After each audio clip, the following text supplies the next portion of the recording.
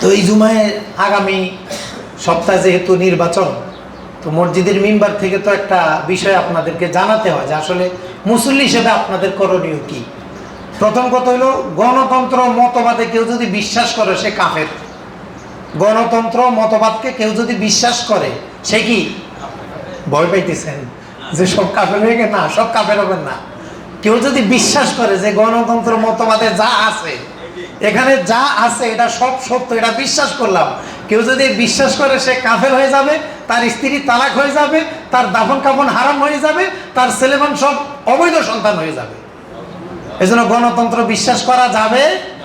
এই ভোটের আগে 1 নম্বর মাসালা, গণতন্ত্র কুফরি, এটা বিশ্বাস করতে হবে। বলেন, গণতন্ত্র কি? গণতন্ত্র মতবাদটা কি? কুফরি মতবাদ। এটা আগে বিশ্বাস করতে হবে ভোটে যাওয়ার আগে। বিশ্বাস ঠিক করে এরপরে কেন্দ্রে যাইতে হবে। এটা হলো আমাদের দায়িত্ব, আপনাদেরকে ঠিক করা। এই জন্য আপনারা একটু 10 মিনিট 24 মিনিট আগে মসজিদে আসেন। তাহলে নির্বাচনের আগে প্রথম করণীয় কি? বিশ্বাস ঠিক করতে হবে, আকীদা ঠিক করতে হবে। তাইলে গণতন্ত্রের ব্যাপারে মুসলমানদের আকীদা কি? আপনি যে কোনো হুজুরে জিজ্ঞাসা করবেন, আমরা যে গণতন্ত্র করি, আমাদের দেশে বর্তমান পৃথিবীতে যে গণতন্ত্র আছে, আমেরিকার 16তম প্রেসিডেন্ট আব্রাহাম লিঙ্কন যে গণতন্ত্র আবিষ্কার করেছেন, গণতন্ত্রের যে তিনি রূপরেখা দিয়েছেন, এই গণতন্ত্র পুরোটাই কুফরি মতবাদ, পুরোটাই কোরআনের সাথে সাংঘর্ষিক, সুন্নাহর সাথে সাংঘর্ষিক, ইজমার সাথে সাংঘর্ষিক, কিয়াসের সাথে সাংঘর্ষিক, ইসলামের সাথে সাংঘর্ষিক। কেউ যদি এটা বিশ্বাস করে সে মুসলমান থাকবে না, তার জানাজা দাফন হারাম হয়ে যাবে, তার স্ত্রীর তালাক হয়ে যাবে। গণতন্ত্র বিশ্বাস করা যাবে না, গণতন্ত্র কুফরি মতবাদ, গণতন্ত্র। এবার যদি মামলা হয়, কিছু করার নাই, মামলা হলে হইতে হবে। বলে হুজুর এটা হয় না, সব হুজুরের ফতোয়া এরকমই, কেউ কয় কেউ কয় না, কেউ আস্তে কেউ জোরে কয়। যারা করে তারা কইতে একটু ইতস্ত লাগে, আমি করি কেমনে কই।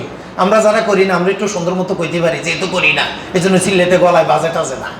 তাহলে গণতন্ত্রটা কি? কুফরি মতবাদ, 1 নম্বর করণীয়। দ্বিতীয় করণীয় হলো, এখন আমাদের দেশের আওয়ামী লীগের লোক মুসলমান, মুসলমান না? যারা আওয়ামী লীগ করে এরা কি মুসলমান না? কাফের কবেন? মুসলমান। আমাদের বিএনপি লোকেরাও কি মুসলমান, দাঁড়িপাল্লা লোকেরাও কি, নাঙ্গলও কি, রিক্সাও কি, বটগাছও কি, যা আছে সব মুসলমানের সংগঠন।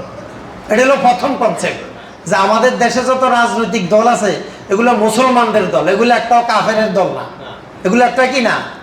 এখানে হলো আমাদের সাথে খারিজিদের পার্থক্য, এখানে আমাদের সাথে জঙ্গিদের পার্থক্য, এখানে আমাদের সাথে আইএসএফ পার্থক্য, বিভিন্ন আল কায়দার পার্থক্য, বিভিন্ন জঙ্গি সংগঠনের পার্থক্য, হিজবুত তাওহীদের পার্থক্য, হিজবুত তাহরীরের পার্থক্য, বিভিন্ন জঙ্গি সংগঠনের পার্থক্য। এখানে তারা মনে করে আমাদের দেশের রাজনীতিবিদরা কাফের, আমরা মনে করি মুসলমান।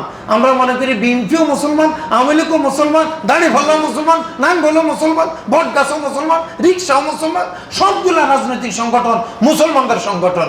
দ্বিতীয় বিশ্বাস। প্রথম বিশ্বাস কি? গণতন্ত্র কুফরি।